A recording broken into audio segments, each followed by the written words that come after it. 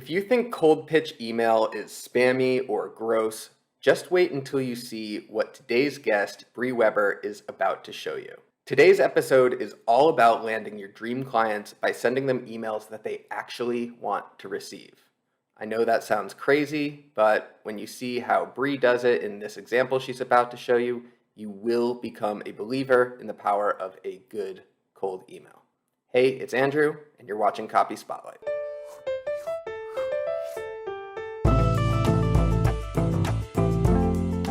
Today's guest, Bree Weber, does a few different things. She is a launch copywriter for course creators and membership makers. She is also a conversion copywriter for SaaS companies and tech startups. And most recently, she's developed a framework that she's used to land tens of thousands of dollars in client projects over the past several months. So if you want to get immediate, enthusiastic replies from your dream clients like this one that Bree got, you absolutely need to check this episode out. Let's dive right on into it. When you send these emails, I'm curious, what is your response rate? How often do people actually reply to you, and how often do they just let it sit in their inbox? So I actually have 100% response rate, and my average response time is about 1 hour. Wow. So nobody has ever ignored a cold email from you, is that right? I'm not using the framework that I use now. When I used to use Got it. templates I found on the internet, I got ignored all the time. But you're okay. So this new framework that you have so far for you has a 100% response rate, which doesn't sound like it can be improved. No optimization work to be done there. So obviously not all of those responses that you're getting, I'm assuming, turn into clients or turn into projects. So what percent of people who you reach out to actually end up becoming your clients? So my conversion rate is hovering around 60%. I track that on a monthly and a quarterly basis. Sometimes I'll pitch a project that turns into paid work right away. Sometimes it takes a couple of weeks or a couple of months, but ultimately about 60% do convert to a paid project. So you've got a 100% response rate with this framework. You've got about a 60% conversion rate into actual clients or into projects. It sounds, I'll be honest, sounds a little bit too good to be true. So I want to see this magical email that is getting you these crazy response rates. Or I want to see an example. So why don't we go ahead and take a look at one of these cold emails that you wrote for one of your dream clients. All right, so now we're looking at an email that Bree wrote to pitch a prospect from her wish list, her client wish list. Bree, why don't you start by telling us who this email is for? Sure. So I directed the email to what I determined to be the decision maker for this specific company. So this is going directly to a founder of a fast growing startup. And this is a company that I had really had my eye on for a while. Was nervous to even put on my client wish list and kept track of them for a little while before actually deciding to make this pitch and actually send it out. Okay, cool. So it sounds to me like one of the steps here is figuring out who the ideal decision maker is to reach out to. So I believe this is a SaaS company. How did you know that going to the founder was the right idea rather than going to a CMO or VP of marketing, if they even have those roles? So how did you decide who the right decision maker to reach out to was? I actually had to do a little bit of trial and error in my own cold pitching process to determine that. But specifically for SaaS, I found that there are some sort of benchmarks that you can take a look at just based on the company size and some of the demographics of the executive team that give you some clues into who is likely to be making decisions. Even though it's a fast growing company, they're still relatively small in terms of team size and kind of who's wearing which hat, which told me because they have, for example, less than 50 or less than 25 employees at the time that I pitched them, the founder would be the best person to make the decision, even though they had a marketing role fulfilled by someone else. Okay, cool. So it sounds like headcount is one of the more important factors that helps you decide Do I reach out to the founder? Do I reach out to someone below them? Cool. So understanding that this is for a company with a smaller headcount, under 50, I believe you said, is that right? Mm-hmm. Cool. So it looks like you are, in this email, it looks like you're talking about South by Southwest, which, as we know, was canceled due to COVID this year. So I have to imagine that maybe this particular project didn't work out, but were you able to sort of turn this conversation into a potential client? What happened here? So unfortunately, South by Southwest was canceled, so we weren't actually able to move forward with this particular project. But by pitching a project in and of itself, it opened up the doors to have a conversation about working together, about copy related projects that I'm experienced in and interested in, and the different ways that I could help them. So it really turned them into just another company on my wish list to actually being a lead and then turning them into a prospect. Awesome. So it sounds like you've got a great opportunity here. And a lot of this stuff is baked into the email. So I think the best way to move forward right now would be for you to start walking us through the structure here, starting with the subject line. Why don't you tell us about that? So the first thing that I'm doing in the subject line is really trying to message match with the conversation going on in my prospect's head. So I know that they are focused on this upcoming event. I know that all of their marketing efforts and really what they're focused on in the new future is really focused all around South by Southwest. And I'm talking about a timeline here. I'm building in a sense of urgency because there's less than a month until this really big event, this really big opportunity. And that's really setting kind of the scene for the rest of my pitch. So I'm really trying to hook them, but message match with what they're already thinking about, and then build some urgency so they're encouraged to open my email sooner rather than later. Okay, awesome. And I have some things that I'm already thinking about just from this subject line alone, but I'd actually like to move into the lead of your email and have you talk through a little bit of that. So I'm just going to do a really quick readout here. Hey, name, congratulations on company being selected as a finalist in South by Southwest's industry category. You beat out 95% of applicants. What's going on in there? So I'm doing a couple things all in this one line, really bringing in a bit of a compliment and being flattering here because what they have done is exceptional. It is resonating with me. I do think highly of them for this result.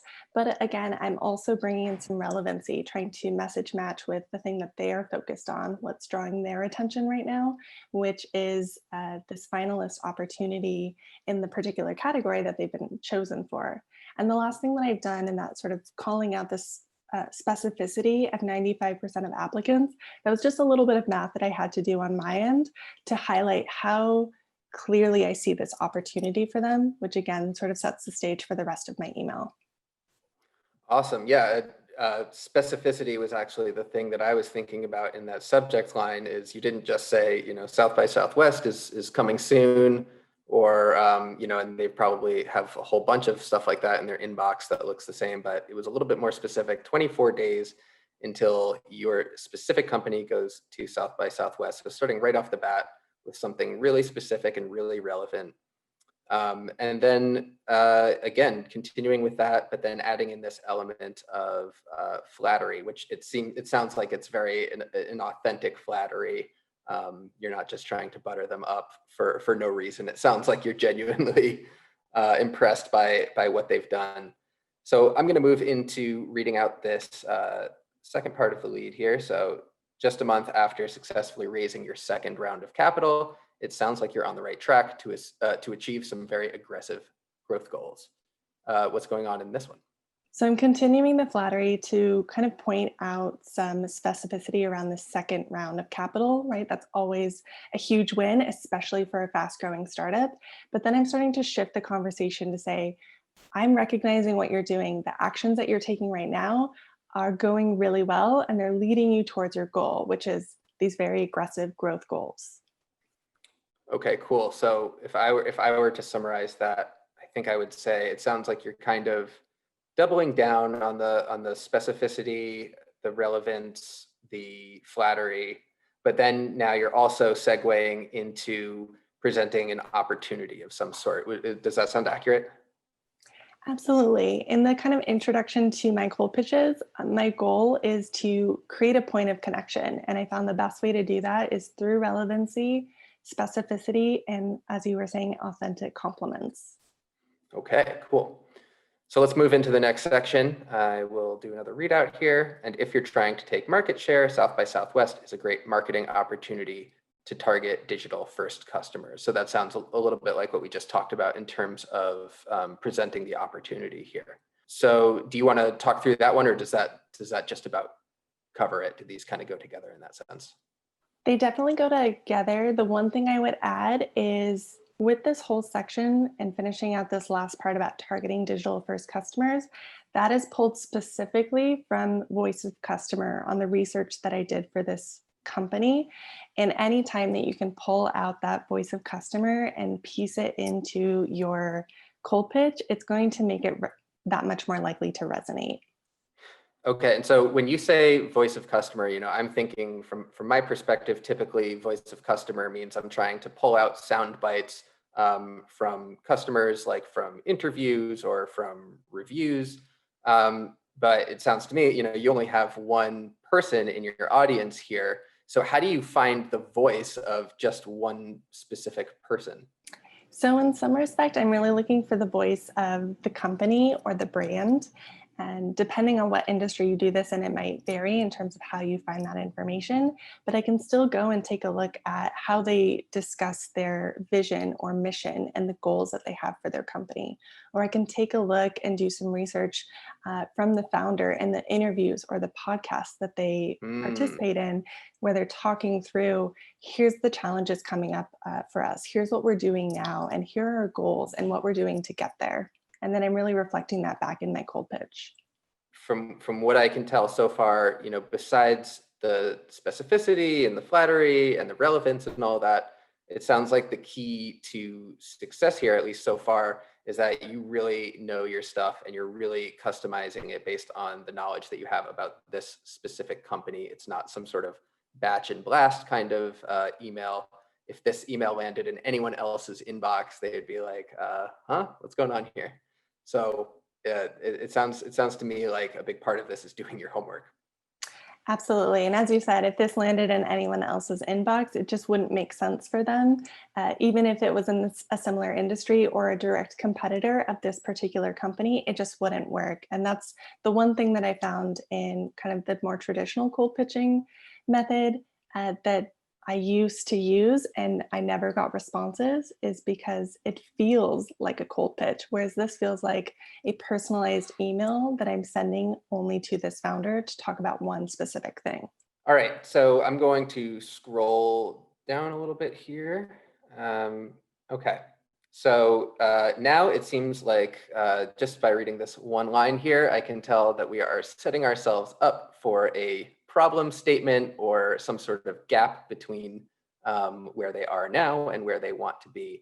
So I'll do a quick readout and then you can walk us through that. So it says, but here's the thing. South by Southwest has a long history of internet darlings who died quickly after getting the media attention they craved. Circa, Highlight, Meerkat, you know the list. All flashes in the pan because they struggled to grow a user base post-pitch. What's going on here? So it really is sort of setting up the flip, so to speak. I think these four words are the only repetition I find across my cold pitches, which is, but here's the thing, because I've just talked about all of this opportunity, all of the actions that they're taking to hit their goals.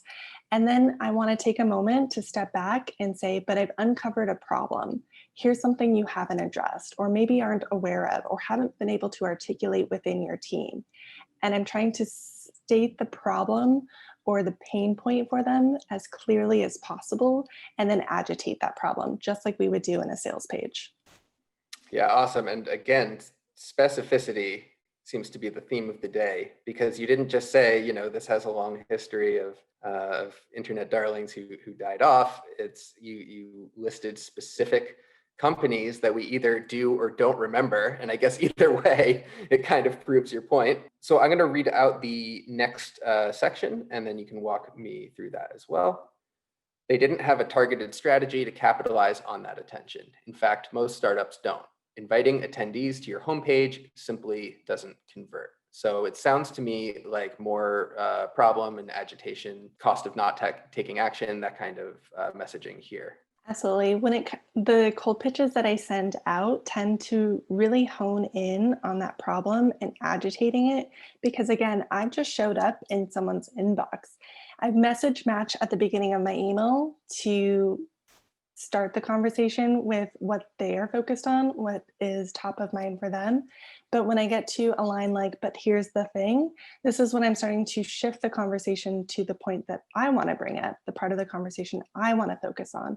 So I really need to make sure I'm kind of doing my work to talk through here's what that problem is, here's why it's preventing you from achieving your goals or making the progress that your current actions are working so hard to achieve, and really help them kind of feel that as a real pain point that is present and stopping them in their tracks, so that by the time we get later in that email and I'm presenting a solution, they are on the same page with me and ready to tackle that.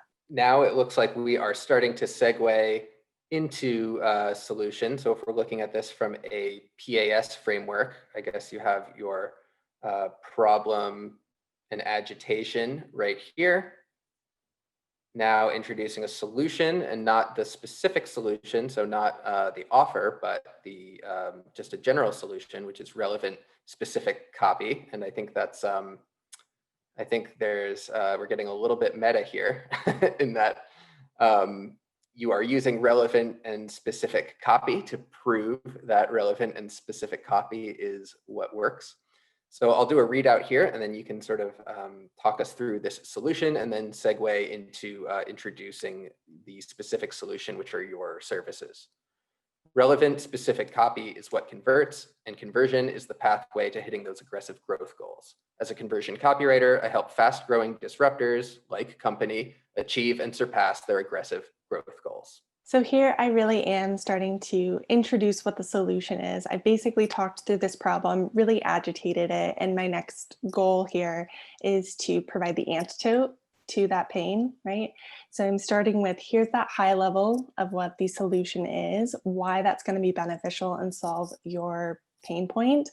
And then I'm introducing myself almost like the product here. So if we think of this in terms of stages of awareness, we've started from the top of the page in unaware, we've moved to problem aware, solution aware, and I'm starting to introduce myself as the product. And you'll see that this is the first time I've talked about myself compared with a typical cold pitch, which is very focused on here's who I am, here's what I do, here's how I help people. Do you have copy? Do you have needs? I can do it, hire me. Whereas this has been entirely focused on the company, on the recipient, on this founder. And now, almost at the bottom of this cold pitch, I'm introducing myself, but only as it relates to them, right? I'm introducing myself as a sort of a guide. I help fast-growing disruptors, which is how they see themselves, like this company, achieve and surpass their aggressive growth goals, which is exactly what they're looking to do. And you know that because you read and watched their content, which told you exactly what those growth goals were and how they think about them and talk about them. Yeah, awesome. Yeah, I was just noticing that, yeah, you have about 8 short sentences or paragraphs that come in before you ever even introduce yourself, which I think, clearly it's working really well for you.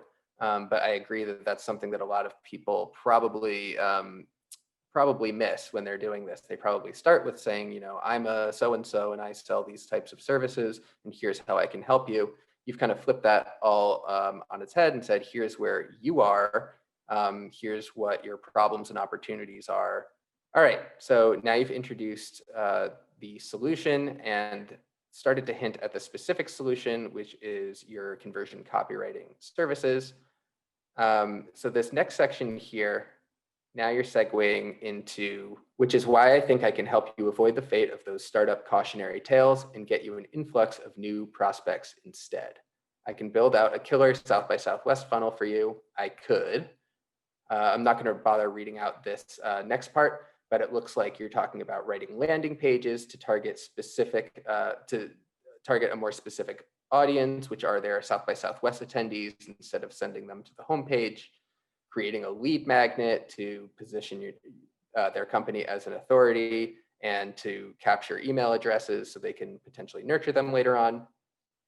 Draft an email nurturing sequence to shift readers to a higher state of awareness where they're more inclined to buy, again, being very specific and always answering so what, and optimize that sequence for texts, which it sounds like, again, you're pulling in that little bit of insider knowledge you have, which is that they are targeting those digital first customers. That was a mouthful, but why don't you go ahead and walk us through what you're kind of doing in this section? So now that I've identified a specific problem, I want to resolve that with a specific solution. So I think we're often taught in cold pitches to just present ourselves as the solution. Say, I'm a copywriter, I can write great copy for you, hire me for your copy projects. And that puts the onus on the recipient to figure out what you're good at, where you had the experience, what's a good fit for you, and define that project for you. None of which actually solve that problem that I brought up earlier in this email. So instead, I'm matching a specific solution that I strategize. I've already done that work. I'm showing it by outlining what this project will look like and explaining the benefits of the solution. So I've determined for myself that I think a South by Southwest funnel will help them to take advantage of the opportunity that South by Southwest presents to them, the attention that's going to be on them, the digital first customers that tend to just flock to events like South by Southwest.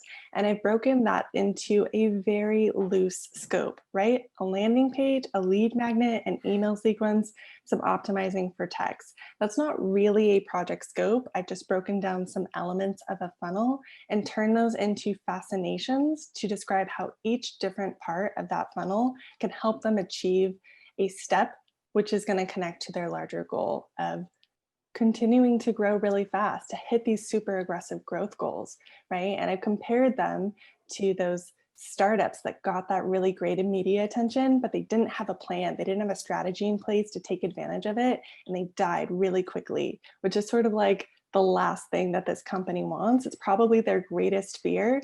And I'm not poking at it too hard. I'm using a little bit of loss aversion, a little bit of agitation, a little bit of urgency to bring that in mind. And then I'm saying, I have the solution. I know how to make this happen for you. I'm going to get you closer to your aggressive growth goals. And then the rest of this email is going to be like, let's start a conversation. Let's figure out how to do that. So on the theme of making things easy for them, you said earlier, you don't want to put the onus on them to figure out what that, kind of help could look like. You don't want them to have to dream up how would their services line up with our goals and how would it solve our problems. So another time where it's, I think, really important to try to remove any perceived work or effort or anxiety, of course, is in the call to action. So I'll just do a quick readout and you can sort of walk me through what you were thinking here. It looks like you have a little bit of an urgency play before your CTA. So I'll just go ahead and walk through it and you can tell us what's going on. South by Southwest is just a little more than a month away. This is crunch time. Let's talk about what a South by Southwest funnel for company could look like. Are you free on date at time to chat for 15 minutes? Best, Bree. So I'm definitely building in a bit of urgency. It mirrors the same urgency that was in my subject line. So it's going to call to mind all of the reasons they decided to open my email in the first place. And I'm also really highlighting that if we are going to move forward, if you're even remotely interested in a project and a result like this, then we don't have a lot of time to take action on it. So that's why I'm asking for a call to move forward. Typically for startup founders, if there isn't a great sense of urgency or an external deadline, I very, very rarely recommend a call as the CTA because they're so busy. Trying to get time on their calendar generally is not an easy task. But you want to compare the call to action in terms of getting a micro commitment or a micro yes to move forward with what's actually necessary to move the conversation forward. In this case, a call was the natural next step to determine, is 24 days enough time? What would this project really look like? How likely are we to get these results? Does it make sense to move forward? If there isn't that urgency in place, I may not ask for a call. I might try to balance the call to action with some sort of value or some additional insight or details about the project that I can provide to help move the conversation in the direction that I think we both want it to go. So could you tell us what a typical call to action might look like then?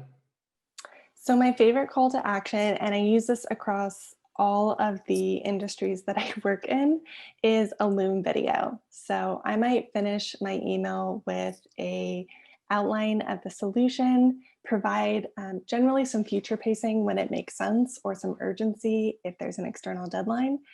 And I'll usually try and acknowledge you don't have a lot of time to hop on a call.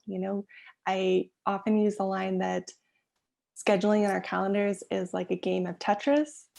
And instead of trying to make that happen, why don't I send them a Loom video where I walk them through my process, or I scope out this project further, or I tell them what we can do to move forward? Again, I'll kind of reflect on what it is that we need in order to move the conversation forward. And then I'll offer to do that work. And my favorite mode is just a Loom video. Cool. So the call to action in that case would be to watch another personalized or to watch a personalized video that you've made just for them. Is that right? Almost. So I won't include it in this initial email. So I'm really asking for some buy-in that they are interested in this and getting a Ah, micro commitment that they want to learn more about it. And then I'll put in the, 5 minutes of me talking through this concept or the next steps or the questions that I would need them to answer in a Loom video, which then my call to action for that might be to then get on a phone call and then have 30 minutes on the calendar because they've bought into it at that point. got it. So a typical CTA then would be you're asking them, do you just ask in a yes, no format? Something like, can I send you a quick video to outline what this might look like or something along those lines? Yeah, so I've tested out a few different ways of doing this. I've said, send me a yes, no if you're interested. Can you tell me how interested you are? Does this resonate with you? Those types of questions.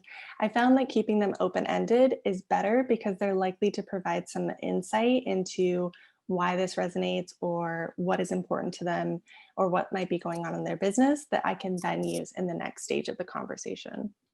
And for viewers, do you have just one line that you could give us as an example of an open-ended CTA that you might use? I know that trying to find time in our calendar is like a game of Tetris. So instead, why don't you let me know what about this piques your interest? And I can send you a Loom video walking you through how this would look for your company. One thing I'll add is even when I am asking for just a micro commitment or a level of interest so I can send them something like a Loom video or more information, a lot of the times I'll get a response back asking if we can just skip that and go to a call. So by Mm. asking uh, for a smaller commitment often makes people feel comfortable to take a larger step forward. If you want to write cold email pitches like the one you just saw from Bree, she actually teaches this framework in a masterclass. So if you head on over to coldpitchcopy.com, you can actually go ahead and check out the masterclass there. It's super affordable. If you land even just one client using that approach, it is going to pay for itself many, many times over. So please do go ahead and check that out. Also, if you want to get more videos like this one, please go ahead to copyspotlight.com and get on the list. I will send you an email the second I release new Copy Spotlight videos, but I'm also going to start sending some bonus content and little freebies that are only going to be available on the email list. They will not be on YouTube or anywhere else. So please do get on the list at copyspotlight.com. All right, now go write some cold email pitches and land those dream clients. Take care.